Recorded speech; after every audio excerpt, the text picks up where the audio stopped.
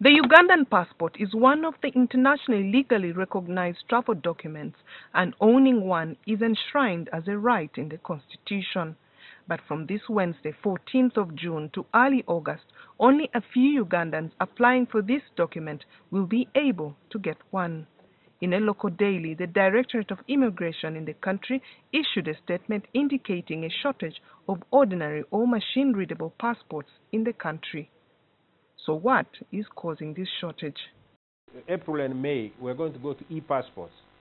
Then we're going to phase out these machine-readable black passports, and therefore there was no need to put an order for new passport books in March or April to cover the other period, a big amount. So we only ordered a number which will last up to about July, because we expected that by the end of July would have been fully in the e-passports. With more Ugandans now interested in traveling out of the country in search for jobs and education, among others, the Immigration Department says there is a sharp rise in the demand for passports. Suddenly there's been a surge of Ugandans going outside the country. You've heard of Ugandans going to the Middle East for jobs.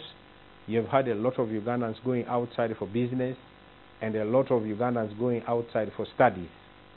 Therefore, the stock which we anticipated will last up to July, we've now realized will not necessarily run up to July.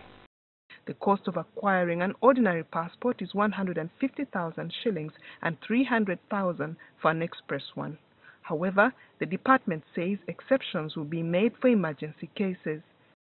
We're going to rush on them mostly for issues, for people with medical cases. These are emergencies.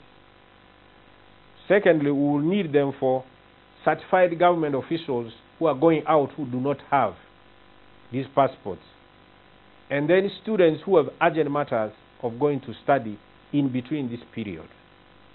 And finally, any other emergency which we think. So we have enough stock to last for this particular period. Those seeking ordinary passports also still have other legal travel documents to resort to, as the State Minister for Internal Affairs Obiga Kania explains. We have the East African passport for East African region.